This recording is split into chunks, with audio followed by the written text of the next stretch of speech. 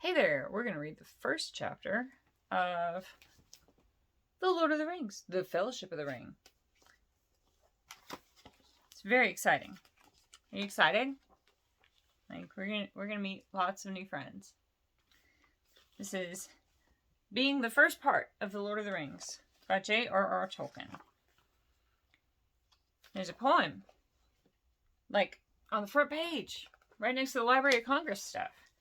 And it says, 3 rings for the elven kings under the sky, 7 for the dwarf lords in their halls of stone, 9 for mortal men doomed to die, 1 for the Dark Lord on his dark throne. In the land of Mordor, where the shadows lie, one ring to rule them all, 1 ring to find them, 1 ring to bring them all, and in the darkness bind them. In the land of Mordor, where the shadows lie. Dun dun dun! Oh my goodness. And then we've got the table of contents. Super fun, right? All right. Oh, that's cute. So, chapter 1 is called A Long Expected Party, whereas chapter 1 of The Hobbit is An Unexpected Party. I think that's adorable. Now, we're not going to read the note on the text. And we're not going to read the foreword to the second edition. We're going to read the prologue. No, we're not. That's... Dagnabbit. This is like concerning hobbits. This book is largely concerned from Hobbit. It's concerned with hobbits. And it's got like the history of the hobbits and like their... Should I read this? There's like concerning pipeweed and of the ordering of the Shire and like there's a lot of stuff. And it's extraneous to the story itself, I think. And yes, it's wonderful that it was included in this edition. Yes, wonderful, wonderful, great. And if I wasn't reading it out loud for children and inner children, then I would probably read this to myself and be like, oh, this is so fun. Oh. But, you know, I'm not feeling it today. So maybe I'll go back once I'm done with the story itself and we'll read the prologue afterwards. We'll call it the pro-epilogue. But anyway, The Fellowship of the Ring. Book 1. And we have a map.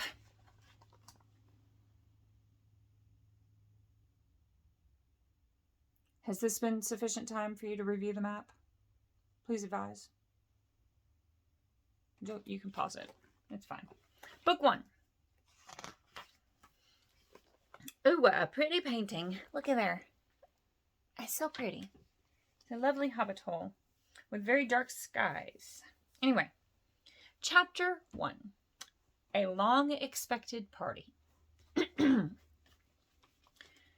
Mr. Bilbo Baggins of Bag End announced that he would shortly be celebrating his 111st birthday with a party of special magnificence, there was much talk and excitement in Hobbiton. Bilbo was very rich and very peculiar, and had been the wonder of the Shire for 60 years, ever since his remarkable disappearance and unexpected return. The riches he had brought back from his travels had now become a local legend. And it was popularly believed, whatever the old folk might say, that the hill at Bag End was full of tunnels stuffed with treasure. And if that was not enough for fame, there was also his prolonged vigor to marvel at. Time wore on, but it seemed to have little effect on Mr. Baggins. At 90, he was much the same as at 50. At 99, they began to call him well-preserved. But unchanged would have been nearer the mark. There were some that shook their heads and thought this was too much of a good thing. It seemed unfair that anyone should possess apparently perpetual youth, as well as, reputedly, inexhaustible wealth. It will have to be paid for, they said. It isn't natural, and trouble will come of it. But so far, trouble had not come. And as Mr. Baggins was generous with his money, most people were willing to forgive him his oddities and his good fortune. He remained on visiting terms with his relatives, except, of course, the Sackville Bagginses, and he had many devoted admirers among the hobbits of poor and unimportant families. But he had no close friends, until some of his younger cousins began to show up. The eldest of these was, and Bilbo's favorite, was young Frodo Baggins. When Bilbo was 99, he adopted Frodo as his heir, and brought him to live at Bag End, and the hopes of the Sackville Bagginses were finally dashed. Bilbo and Frodo happened to have the same birthday, September 22nd. "You had better come and live here, Frodo, my lad," said Bilbo one day, "and then we can celebrate our birthday parties comfortably together." At that time, Frodo was still in his tweens, as the hobbits called the irresponsible 20s between childhood and coming of age at 33. That's valid. I'm sorry, but it is. 12 more years passed. Each year the Bagginses had given very lively combined birthday parties at Bag End, but now it was understood that something quite exceptional was being planned for that autumn. Bilbo was going to be 111. 111. A rather curious number, and a very respectable age for a hobbit. The old Took himself had only reached 130. And Frodo was going to be 33. 33, an important number, the date of his coming of age. Tongues began to wag in Hobbiton and Bywater, and rumor of the coming event traveled all over the Shire. The history and character of Mr. Bilbo Baggins became once again the chief topic of conversation, and the older folk suddenly found their reminiscences in welcome demand. No one had a more attentive audience than old Ham Gamgee, commonly known as the Gaffer. I wonder if he has a whole bunch of gaff tape. What is a gaffer anyway? Oh, sorry. I'll Google that later. Or you can Google that and let me know. He held forth at the Ivy Bush, a small inn on the Bywater Road, and he spoke with some authority, for he attended the garden at Bag End for 40 years, and had helped old Holman in the same job before that. Now that he was himself growing old and stiff in the joints, the job was mainly carried on by his youngest son, Sam Gamgee. Both father and son were on very friendly terms with Bilbo and Frodo. They lived on the hill itself, in number 3 Bagshot Row, just below Bag End. "A very nice, well-spoken, gentle hobbit is Mr. Bilbo, as I've always said," the Gaffer declared. With perfect truth, for Bilbo was very polite to him, calling him Master Hamfast, and consulting him constantly upon the growing of vegetables. In the matter of roots, especially potatoes, the Gaffer was recognized as the leading authority by all in the neighborhood, including himself. "But what about this Frodo that lives with him?" said old Noakes of Bywater. "Baggins is his name, but he's more than half a brandy-buck, they say. It beats me why any Baggins of Hobbiton should go looking for a wife away there in Buckland, where folks are so queer." "And no wonder they're queer," put in Daddy Two-Foot, the Gaffer's next-door neighbor. "If they live on the wrong side of the Brandywine River and right agin the old forest, there's a dark bad place, if half the tales be true." "You're right, Dad," said the Gaffer. Not that the Brandybucks of Buckland live in the old forest, but they're a queer breed, seemingly. They fool about with boats on that big river, and that isn't natural. Small wonder that trouble came of it, I say. But be it as it may, Mr. Frodo is as nice a young hobbit as you could wish to meet. Very much like Mr. Bilbo, and in more than looks. After all, his father was a Baggins. A decent, respectable hobbit was Mr. Drogo Baggins. There was never much to tell of him, till he was drownded. "Drownded," said several voices. They had heard this and other darker rumors before, of course. But hobbits have a passion for family history, and they were ready to hear it again. "Well, so they say," said the Gaffer. "You see, Mr. Drogo, he married poor Miss Primula,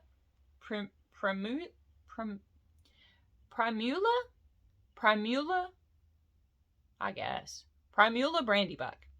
I hope she doesn't show up again. Good, because that name was terrible.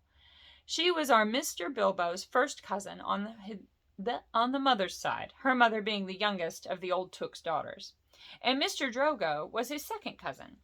So Mr. Frodo is his first and second cousin, once removed either way, as the saying is, if you follow me. And Mr. Drogo was staying at Brandy Hall with his father-in-law, old Master Gorbadoc, as he often did after his marriage, him being partial to his victuals, and old Gorbadoc keeping a mighty generous table. And he went out boating on the Brandywine River, and he and his wife were drowned, and poor Mr. Frodo only a child and all. "I've heard they went on the water after dinner in the moonlight," said old Noakes, "and it was Drogo's weight as sunk the boat." "And I heard she pushed him in, and he pulled her in after him," said Sandyman, the Hobbiton miller. "You shouldn't listen to all you hear, Sandyman," said the Gaffer, who did not much like the miller. "There isn't no call to go talking of pushing and pulling. Boats are quite tricky enough for those that sit still without looking further for the cause of trouble. Anyway, there was this Mr. Frodo, left an orphan and stranded, as you might say, among these queer Bucklanders, being brought up somehow in Brandy Hall.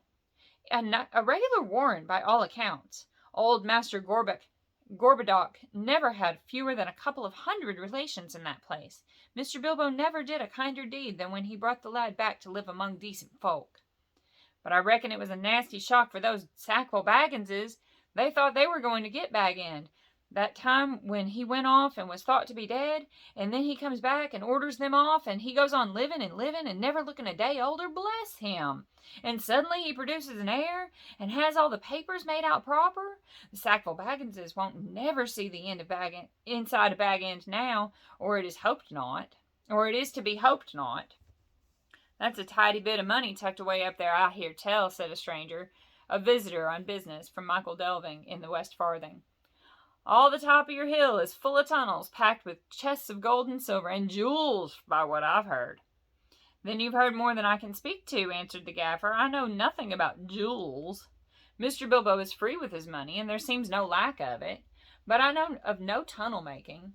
I saw Mr. Bilbo when he came back, a matter of 60 years ago, when I was a lad. I'd not long come prentice to old Holman, him being my dad's cousin. But he had me up at Bag End helping him to keep folks from tramping and trespassing all over the garden while the sale was on.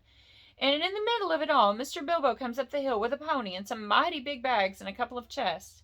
I don't doubt they were mostly full of treasure he had picked up in foreign parts, where there be mountains of gold, they say. But there wasn't enough to fill tunnels. But my lad Sam will know more about that. He's in and out of Bag End. Crazy about stories of the old days he is, and he listens to all Mr. Bilbo's tales. Mr. Bilbo has learned him his letters, meaning no harm, mark you, and I hope no harm will come of it. 'Elves and dragons,' I says to him, 'cabbage and potatoes are better for me and you. Don't go getting mixed up in the business of your betters, or you'll land in trouble too big for you,' I says to him. And I might say it to others," he added with a look at the stranger and the miller. But the Gaffer did not convince his audience. The legend of Bilbo's wealth was now too firmly fixed in the minds of the younger generation of hobbits. "Ah, but he has likely enough been adding to what he brought at first," argued the miller, voicing common opinion. "He's often away from home, and look at the outlandish folk that visit him, dwarves coming at night, and that old wandering conjurer Gandalf and all. You can say what you like, Gaffer, but Bag End's a queer place, and its folk are queerer. And you can say what you like, but what you know no more of than you do of boating, Mr. Sandyman," retorted the Gaffer. I don't know how. I guess he rolled it off his tongue a whole lot better than I did, but that's fine. The Gaffer is disliking the miller even more than usual. "If that's being queer, then we could do with a bit more queerness in these parts. There's some not far away that wouldn't offer a pint of beer to a friend, if they lived in a hole with golden walls. But they do things proper at Bag End. Our Sam says that everyone's going to be invited to the party, and there's going to be presents, mark you, presents for all. This very month, as is." We've done got too much light. Dagnabbit. Gracious golly. Well, that's fine. Whatever.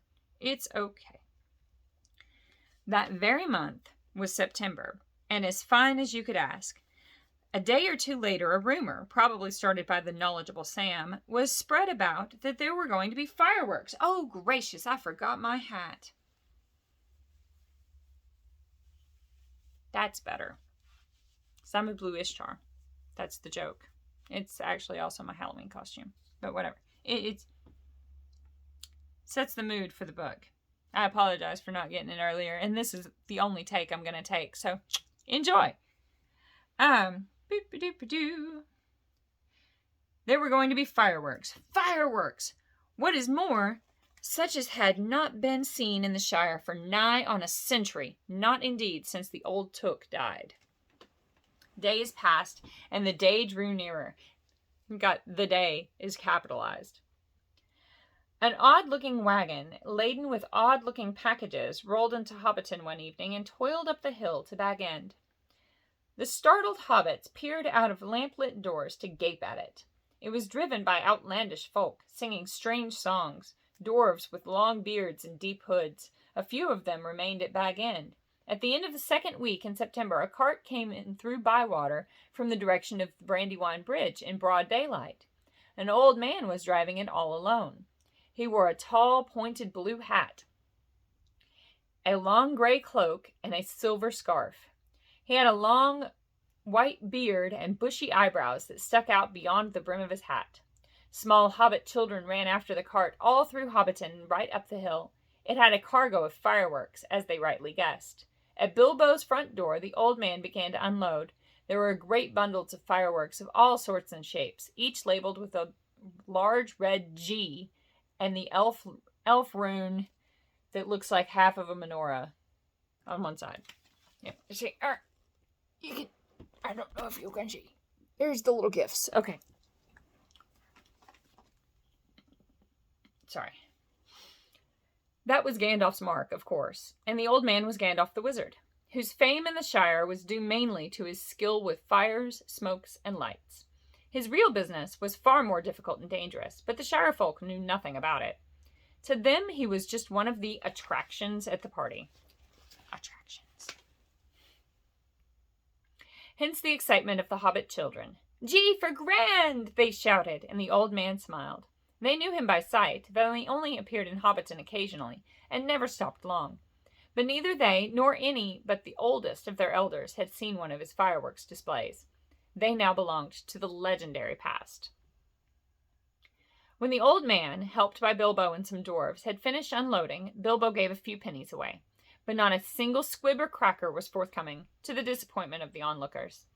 "Run away now," said Gandalf. "You will get plenty when the time comes." Then he disappeared inside with Bilbo, and the door was shut. The young hobbits stared at the door in vain for a while, and then made off, feeling that the day of the party would never come. Inside Bag End, Bilbo and Gandalf were sitting at the open window of a small room looking out west onto the garden. The late afternoon was bright and peaceful. The flowers glowed red and golden, snapdragons and sunflowers and nasturtiums. I can't say that word, I don't know what it is, but they're trailing all over the turf walls and peeping in at the round windows. "How bright your garden looks," said Gandalf. "Yes," said Bilbo, "I'm very fond of it, and all of the dear old Shire, but I think I need a holiday." "You mean to go on with your plan, then?" "I do. I made up my mind months ago, and I haven't changed it." "Very well. It is no good saying any more. Stick to your plan, your whole plan, mind. And I hope it will turn out for the best, for you and for all of us." "I hope so. Anyway, I mean to enjoy myself on Thursday, and have my little joke." "Who will laugh, I wonder?" said Gandalf, shaking his head. "We shall see," said Bilbo. Hang on. All right. Now, the next day, more carts rolled up the hill. And still more carts. There might have been some grumbling about dealing locally, but that very week orders began to pour out of Bag End for every kind of provision, commodity, or luxury that could be obtained in Hobbiton or Bywater, anywhere in the neighborhood. People became enthusiastic, and they began to tick off the days on the calendar, and they They watched eagerly for the postman, hoping for invitations. Before long, the invitations began pouring out, and the Hobbiton post office was blocked, and the Bywater post office was snowed under, and voluntary assistant postmen were called for. There was a constant stream of them going up the hill, carrying hundreds of polite variations on "Thank you, I shall certainly come." A notice appeared on the gate at Bag End: "No admittance except on party business." Except those who had, or pretended to have party business, were seldom allowed inside. Bilbo was busy, writing invitations, ticking off answers, packing up presents, and making some private preparations of his own. From the time of Gandalf's arrival, he remained hidden from view. One morning the hobbits woke to find the large field south of Bilbo's front door covered with ropes and poles for tents and pavilions. A special entrance was cut into the bank leading to the road, and wide steps and a large white gate were built there. The 3 hobbit families of Bagshot Row, adjoining the field, were intensely interested and generally envied. Old Gaffer Gamgee stopped even pretending to work in his garden. The tents began to go up. There was a specially large pavilion. So big that the tree that grew in the field was right inside of it and stood proudly near one end, at the head of the chief table. How would they do that without a crane? Like, that doesn't even make sense. Sorry. Okay, going on. So there's a tent over top of a tree. And it's a big tree.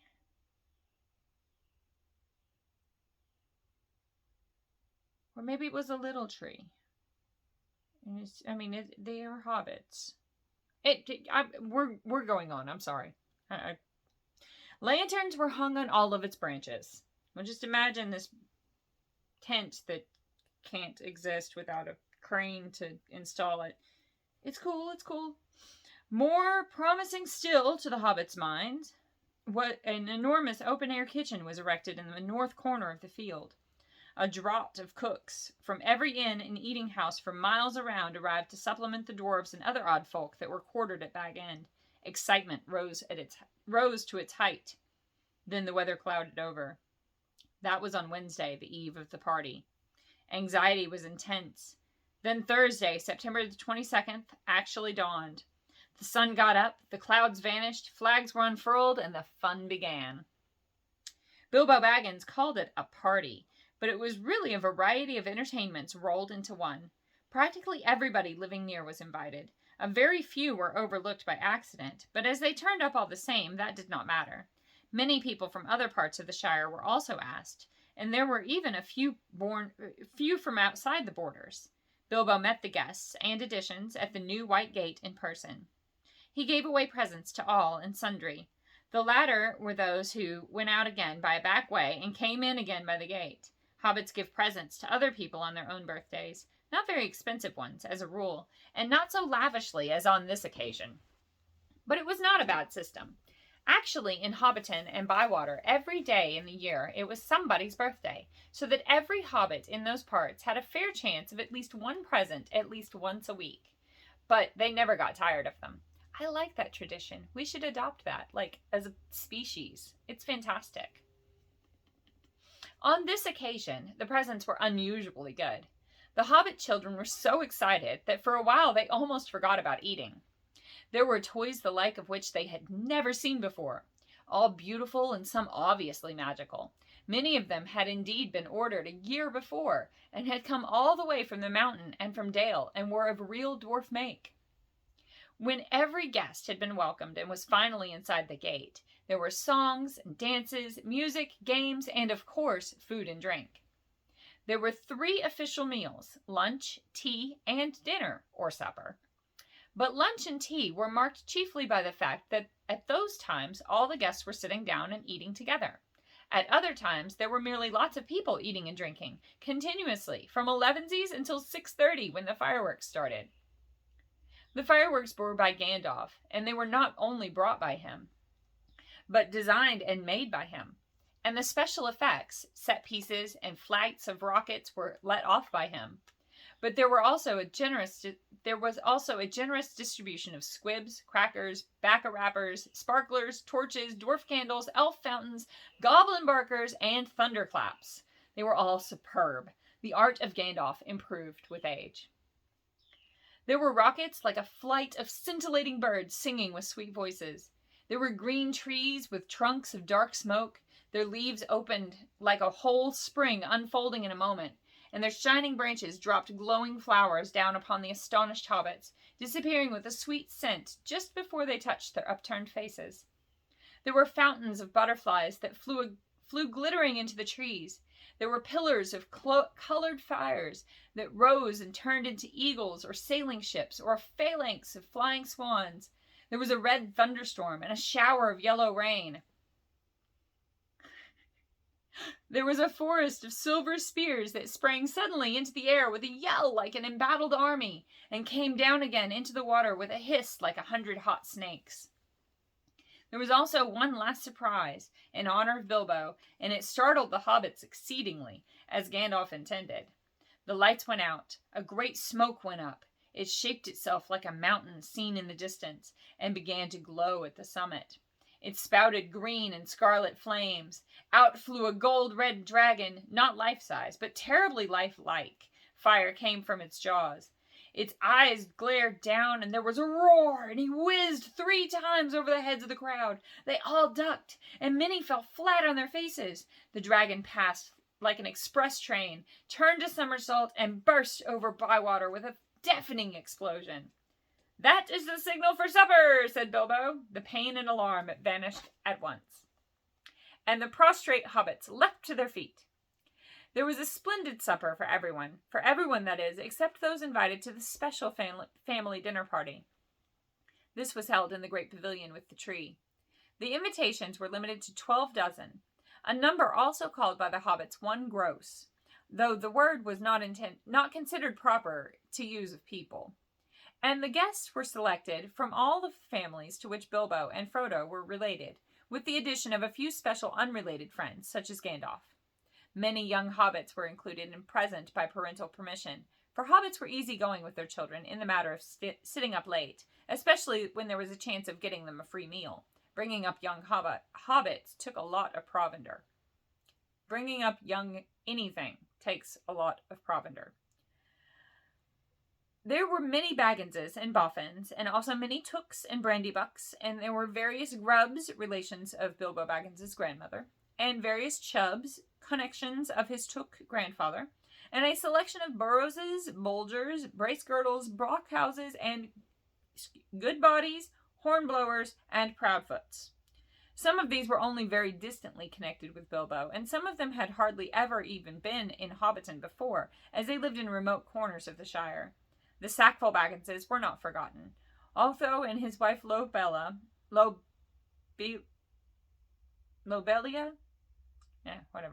were present. They disliked Bilbo and detested Frodo, but so magnificent was the invitation card, written in golden ink, that they had felt it was impossible to refuse. Besides, their cousin Bilbo had been specializing in food for many years, and his table had a high reputation. All the 144 guests expected a pleasant feast, though they rather dreaded the after-dinner speech of their host, an inevitable item. He was liable to drag in bits of what he called poetry, and sometimes after a glass or two would allude to the absurd adventures of his mysterious journey. The guests were not disappointed. They had a very pleasant feast. In fact, an engrossing entertainment, rich, abundant, varied, and prolonged. The purchase of provisions fell almost to nothing throughout the district in the ensuing weeks, but as Bilbo's catering had depleted the stocks of most stores, cellars, and warehouses for miles around, that did not matter much. After the feast, more or less, came the speech. Most of the company were, however, now in a tolerant mood, and at that delightful stage which they call filling up the corners. They were sipping their favorite drinks and nibbling at their favorite dainties, and their fears were forgotten. They were prepared to listen to anything, and to cheer at every full stop. "My dear people," began Bilbo, rising in his place. "Hear, hear, hear," they shouted, and kept on repeating it in chorus, seeming reluctant to follow their own advice.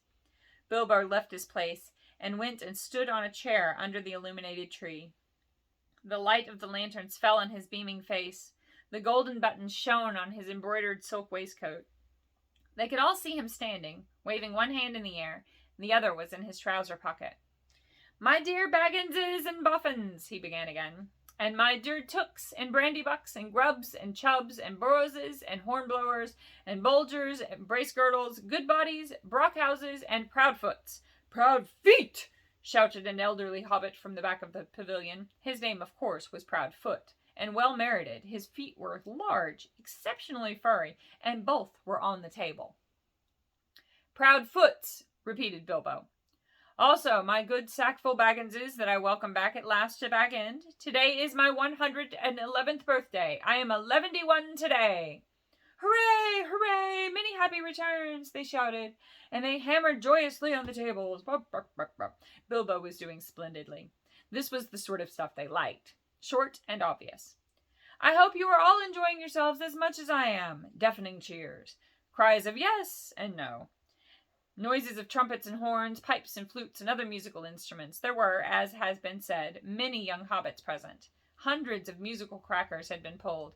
Most of them bore the mark Dale on them, which did not convey much to most of the hobbits, but they all agreed they were marvelous crackers.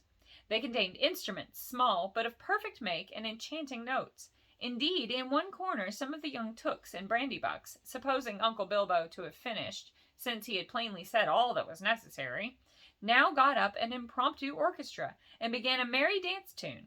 Even Master Everard Took and Miss Milliot Brandybuck got on a table, and with bells in their hands began to dance the Springle Ring, a pretty dance, but rather vigorous.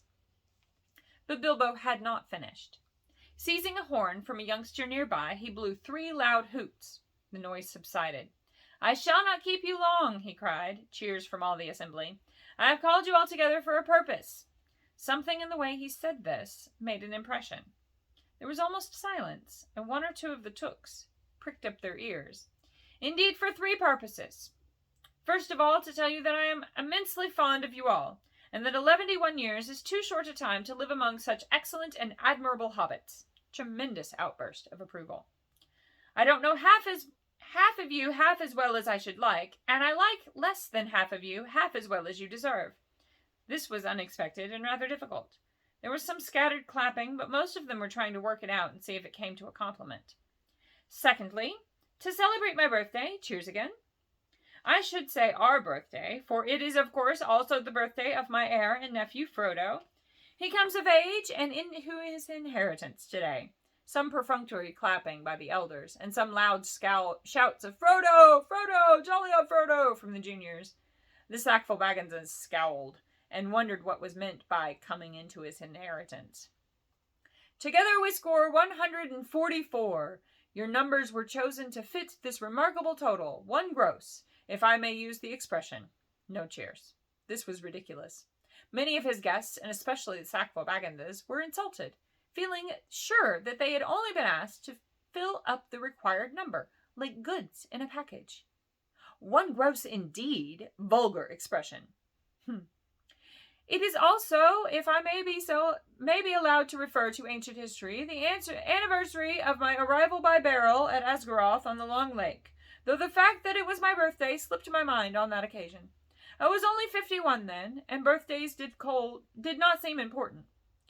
The banquet was very splendid, however, though I had a bad cold at the time. I remember and could only say, "Thank you very much."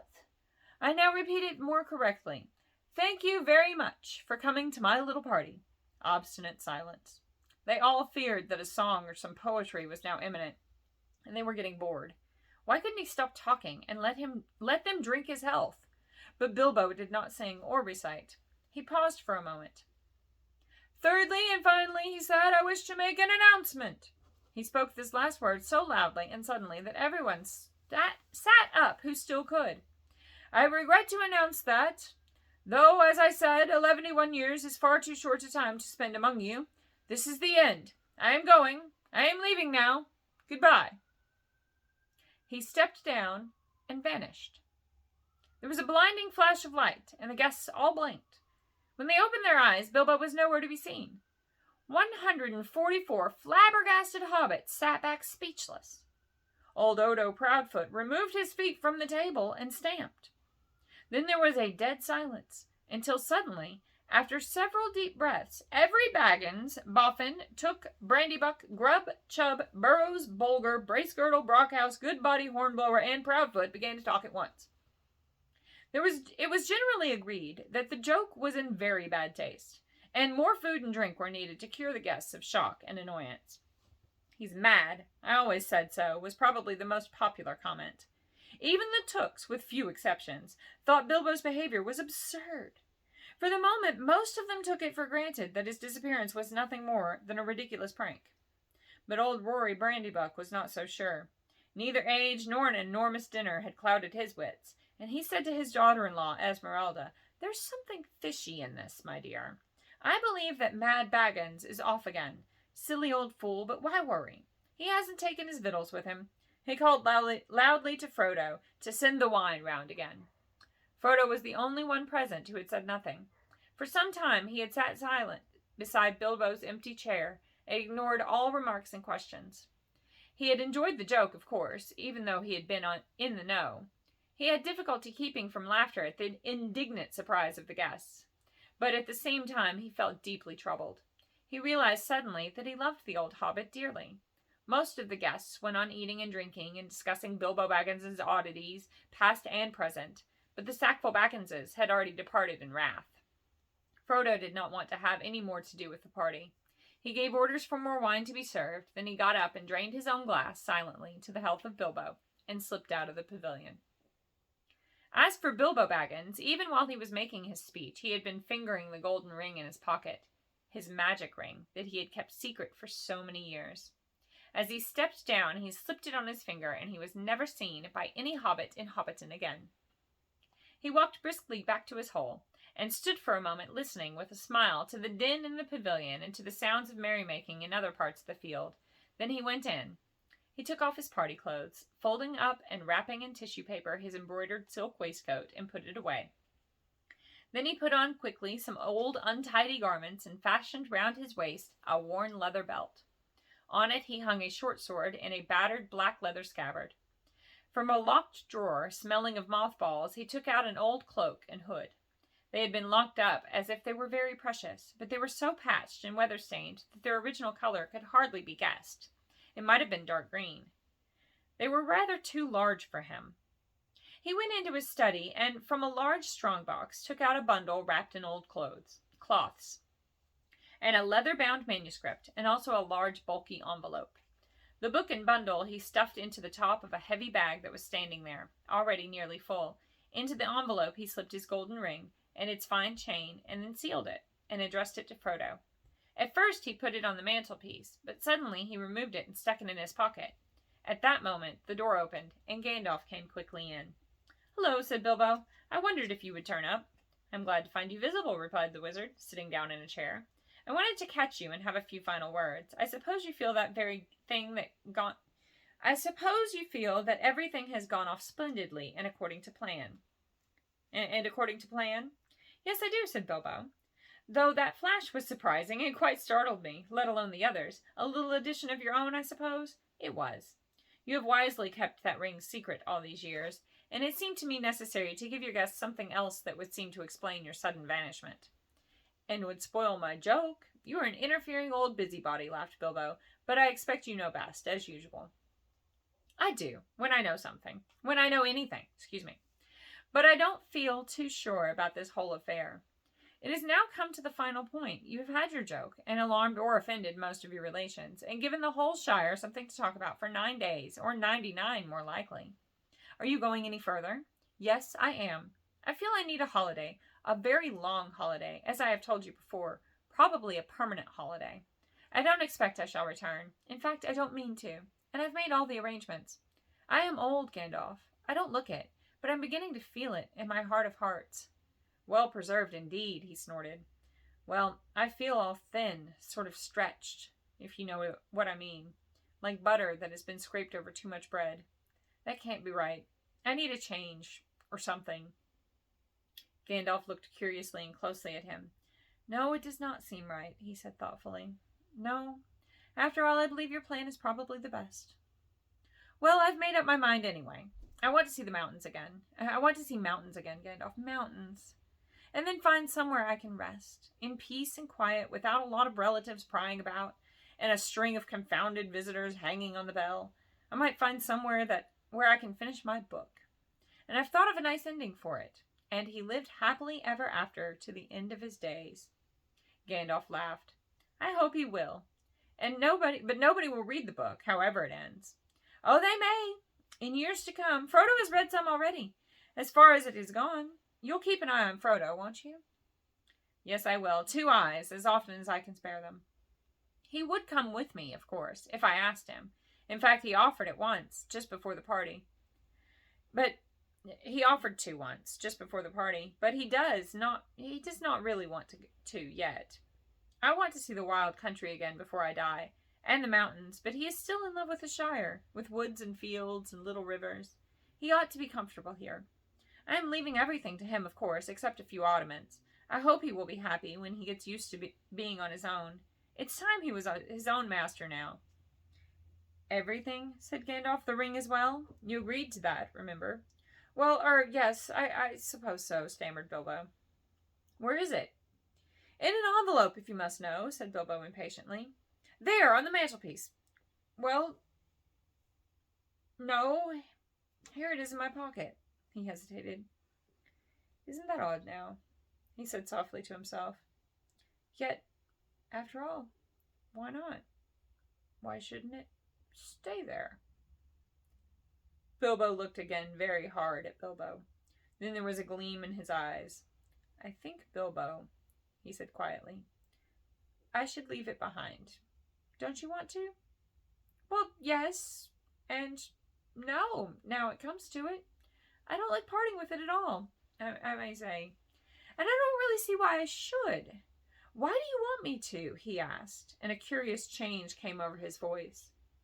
It was sharp with suspicion and annoyance. You're always badgering me about my ring, but you've never bothered me about the other things I got on my journey. No, but I had to badger you, said Gandalf. I wanted the truth. It was important. Magic rings are, well, magical, and they are rare and curious. I was professionally interested in your ring, and you may say, and I still am. I was professionally interested in your ring, you may say, and I still am. I should like to know where it is, if you go wandering again. Also, I think you have had it quite long enough. You don't need it any more, Bilbo, unless I am quite mistaken. Bilbo flushed, and there was an angry light in his eyes. His kindly face grew hard. Why not? He cried. And what business is it of yours, anyway, to what I do with my own things? It is my own. I found it. It came to me. Yes, said Gandalf, but there's no need to get angry.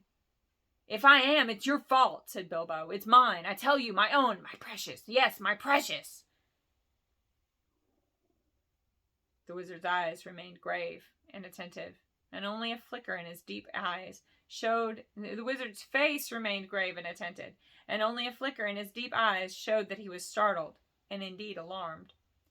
It has been called that before, he said, but not by you. But I say it now, and why not? Even if Gollum said the same once. It's not his now, but mine, and I shall keep it, I say. Gandalf stood up. He spoke sternly. You will be a fool if you do, Bilbo, he said. You make that clearer with every word you say. It has got too much hold on you. Let it go, and then you can go yourself and be free. I'll do as I choose and go as I please, said Bilbo obstinately. Now, my dear hobbit, said Gandalf, all your long life we have been friends, and you owe me something. Come, do as you promised. Give it up. Well, if you want my ring yourself, say so, cried Bilbo. But you won't get it. I won't give my precious away, I tell you. His hand strayed to the hilt of his small sword. Gandalf's eyes flashed. It will be my turn to get angry soon, he said. If you say that again, I shall. Then you will see Gandalf the Grey uncloaked.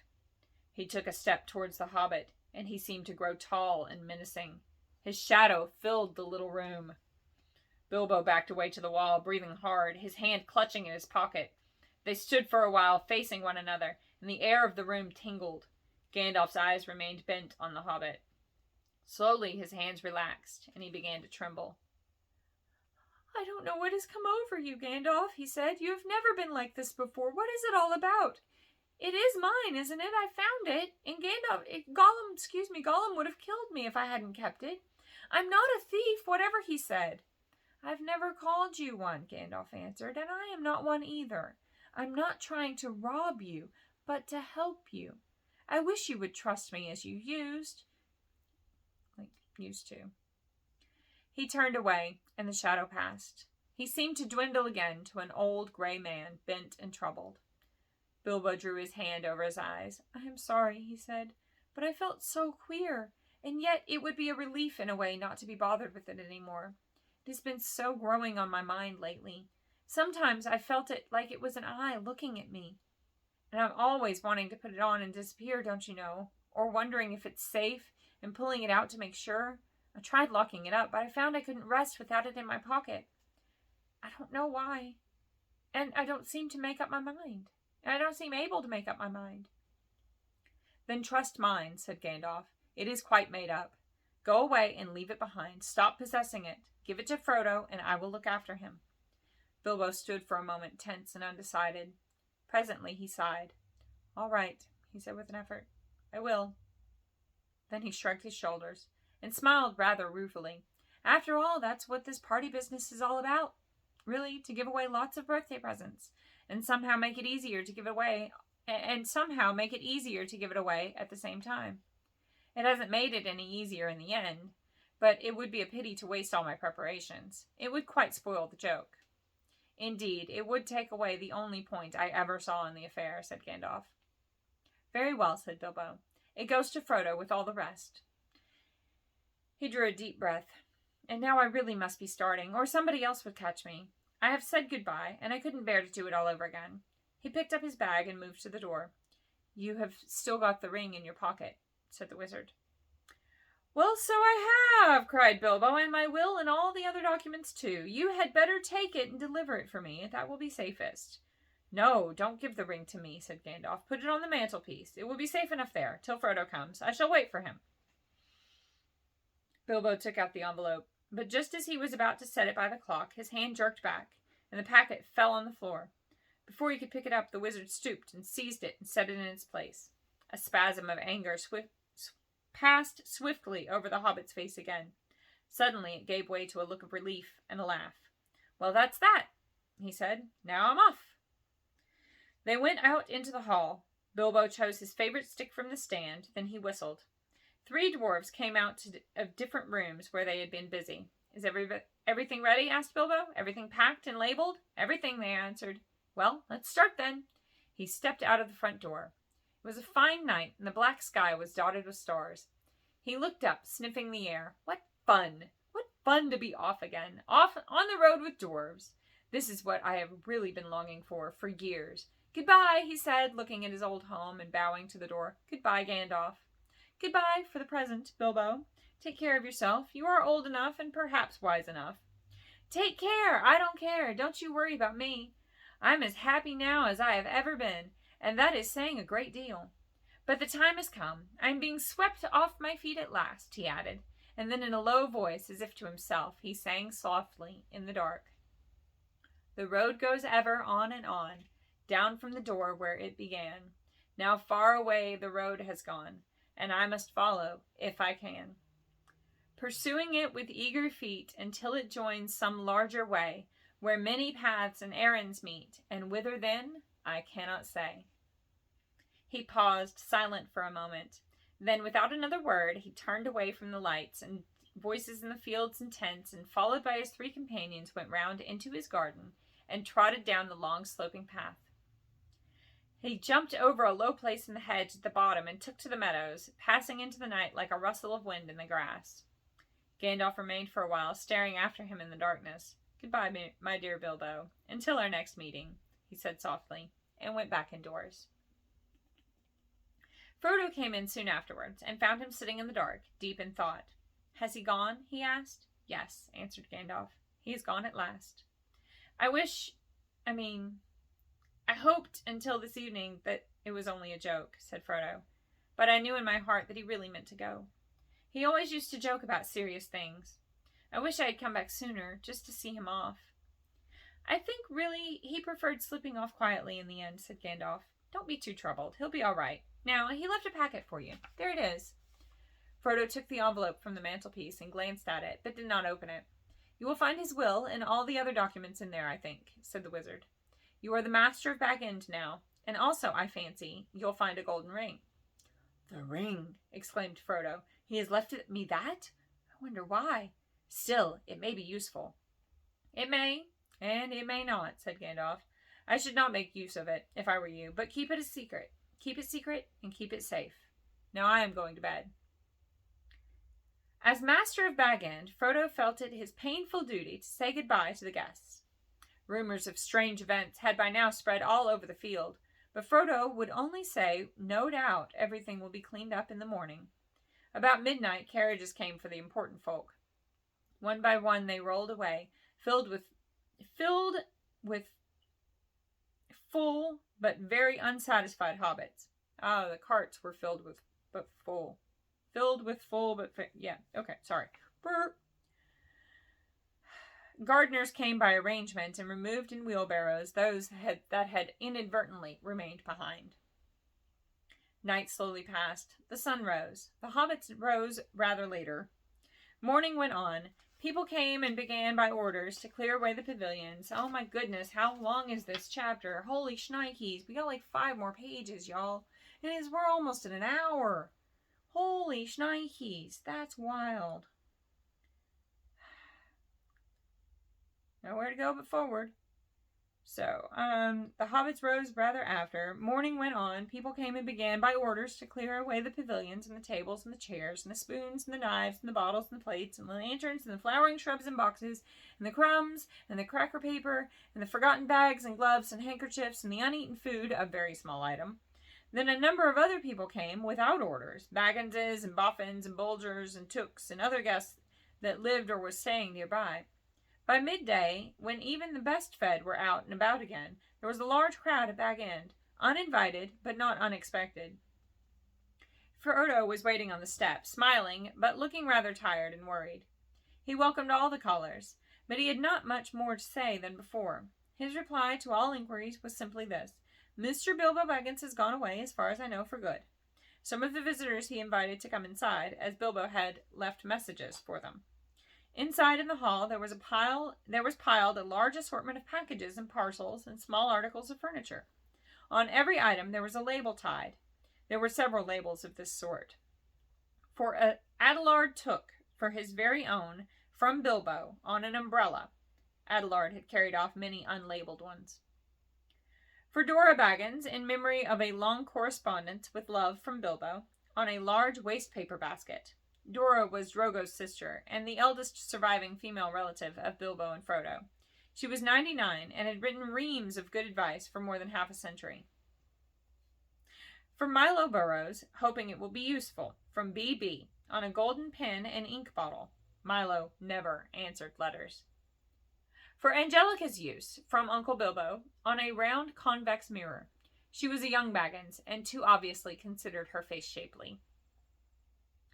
For the collection of Hugo Bracegirdle, from a contributor, on an empty bookcase. Hugo was a great borrower of books, and worse than usual at returning them. For Lobella Sackville Bagginses, as a present, on a case of silver spoons. Bilbo believed that she had acquired a good many of his spoons while he was away on his former journey. Lobelia knew that quite well. When she arrived later in the day, she took the point at once, but she also took the spoons. This is only a small selection of the assembled presents. Bilbo's residence had gotten rather cluttered up with things in the course of his long life. It was a tendency of hobbit holes to get cluttered up, for which the custom of giving so many birthday presents was largely responsible. Not, of course, that the birthday presents were always new. They were 1 or 2 old mathams of forgotten uses that had circulated all around the district, but Bilbo had usually given new presents, and kept those that he received. The old hole was now being cleared a little. Every one of the various parting gifts had labels, written out personally by Bilbo, and several had some point or some joke. But of course, most of the things were given where they would be wanted and welcomed. The poorer hobbits, and especially those of Bagshot Row, did very well. Old Gaffer Gamgee got 2 sacks of potatoes, a new spade, a woolen waistcoat, and a bottle of ointment for creaking joints. Old Rory Brandybuck, in return for much hospitality, got a dozen bottles of old Wynyards, a strong red wine from the South Farthing, and now quite mature, as it had been laid down by Bilbo's father. Rory quite forgave Bilbo, and voted him a capital fellow after the first bottle. There was plenty of everything left for Frodo, and of course all the chief treasures, as well as the books, pictures, and more than enough furniture were left in his possession. There was, however, no sign nor mention of money or jewelry. Not a penny piece or a glass bead was given away. Frodo had a very trying time that afternoon. A false rumor that the whole household was being distributed free spread like wildfire, and before long the place was packed with people who had no business there, but could not be kept out. Labels got torn off and mixed, and quarrels broke out. Some people tried to do swaps and deals in the hall. Others tried to make off with minor items not addressed to them, or with anything that seemed unwanted or unwatched. The road to the gate was blocked with barrows and hand carts. In the middle of the commotion, the Sackville Bagginses arrived. Frodo had retired for a while and left his friend Merry Brandybuck to keep an eye on things. When Otho loudly demanded to see Frodo, Merry bowed politely. "He is indisposed," he said. "He is resting." "Hiding, you mean," said Lubella. "Anyway, we want to see him, and we mean to see him. Just go and tell him so." Merry left them a long while in the hall. They had time to discover their parting gift of spoons. It did not improve their tempers. Eventually, they were shown into the study. Frodo was sitting at a table with a lot of papers in front of him. He looked indisposed, to see Sackville Bagginses at any rate, and he stood up, fidgeting with something in his pocket, but he spoke quite politely. The Sackville Bagginses were rather offensive. They began by offering him bad bargain prices, as between friends, for various valuable and unlabeled things. When Frodo replied that only the things specially directed by Bilbo were being given away, they said the whole affair was very fishy. "Only one thing is clear to me," said Otho, "and that is that you are doing exceedingly well out of it. I insist on seeing the will." Otho would have been Bilbo's neighbor, but for the adoption of Frodo. He read the will carefully and snorted. It was, unfortunately, very clear and correct, according to the legal customs of hobbits, which demand, among other things, 7 signatures of witnesses in red ink. "Foiled again," he said to his wife, "and after waiting 60 years. Spoons? Fiddlesticks!" He snapped his fingers under Frodo's nose and stomped off. But Lobella was not so easily got rid of. A little while later, Frodo came out of the study to see how things were going on, and found her still about the place, investigating nooks and corners and tapping the floors. He escorted her firmly off the premises, after he had relieved her of several small but rather valuable articles that had somehow fallen inside of her umbrella.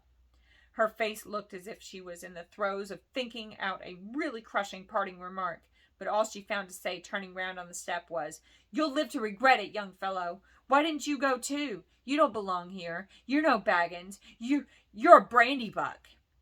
"Did you hear that, Mary?" "That was an insult, if you like," said Frodo, as he shut the door on her. "It was a compliment," said Brandybuck, "and so, of course, not true." Then they went round the hall and evicted 3 young hobbits, 2 boffins and a bolter, who were knocking holes in the walls in one of the cellars.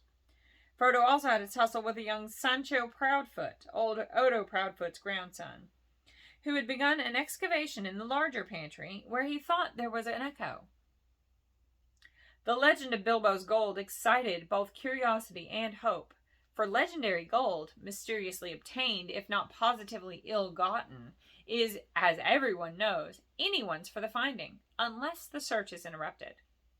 When he had overcome Sancho and pushed him out, Frodo collapsed on a chair in the hall. "It's time to close the shop, Mary. Lock the door and don't open it to anyone today, not even if they bring a battering ram." Then he went to revive himself with the belated cup of tea. He'd hardly sat down again when there came a soft knock at the front door. Lobelia's again, most likely, he thought. She must have thought of something really nasty, and have come back again to say it. It can wait. He went on with his tea. The knock was repeated, much louder, but he took no notice. Suddenly the wizard's head appeared in the window. "If you don't let me in, Frodo, I shall blow your door right down your hall and out through the hill," he said. "My dear Gandalf! Half a minute," cried Frodo, running up out of the room to the door. Come in, I thought it was Lobelia." I think that's how I'm supposed to pronounce her name, Lobelia. Or it could be Loblia.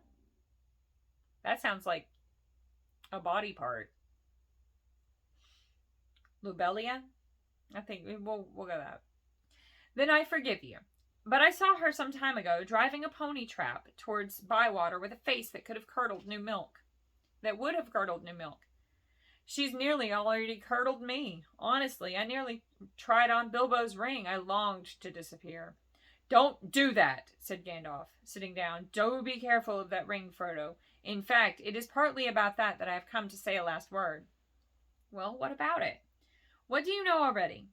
Only what Frodo told me. I've heard his story, how he found it, and how he used it on his journey. Which story, I wonder, said Gandalf. Oh, not what he told the dwarves and put in his book, said Frodo. He told me the true story soon after I came to live here. He said you had pestered him till he told you, so I had better know too. No secrets between us, Frodo, he said, but they are not good to go any further. It's mine, anyway. That's interesting, said Gandalf. Well, what did you think of it all? If you mean inventing all that about a present, well, I thought the true story much more likely, and I couldn't see the point of altering it at all. It was very unlike Bilbo to do so, anyway, and I thought it rather odd.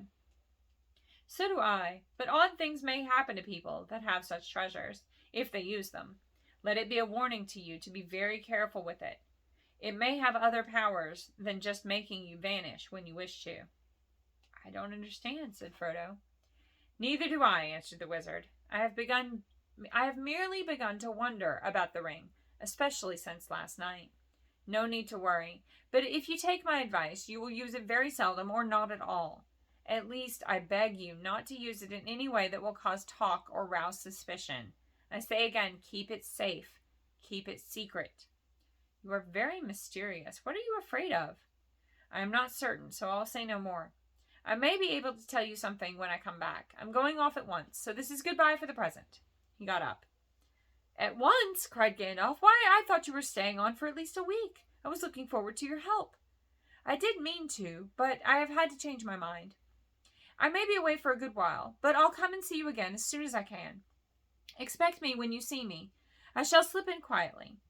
I shan't often be visiting the Shire openly again. I find that I have become rather unpopular. They say I am a nuisance and a disturber of the peace. Some people are actually accusing me of spiriting Bilbo away, or worse. If you want to know, there's supposed to be a plot between you and me to get hold of his wealth. Some people, exclaimed Frodo. Oh, you mean Otho and Lobelia. How abominable. I would give them Bag End and everything else if I could get Bilbo back and go off tramping in the country with him. I love the Shire, but I begin to wish, somehow, that I had gone too. I wonder if I shall ever see him again. So do I, said Gandalf, and I wonder many other things. Goodbye now. Take care of yourself. Look out for me, especially at unlikely times. Goodbye. Frodo saw him to the door. He gave a final wave of his hand and walked off at a surprising pace, but Frodo thought the old wizard looked unusually bent, almost as if he was carrying a great weight. The evening was closing in, and his cloaked figure quickly vanished into the twilight. Frodo did not see him again for a long time. And that is the end of chapter 1. It's a whole freaking hour, but next is The Shadow of the Past. And we're not reading that now. We're going to read that tomorrow. I hope you've enjoyed this. I have other things to do now, but I love you, and I think you're fantastic, and I hope that you look at the world as a great big adventure today, and that you roll all 20s on every one of your luck checks. Have a good day.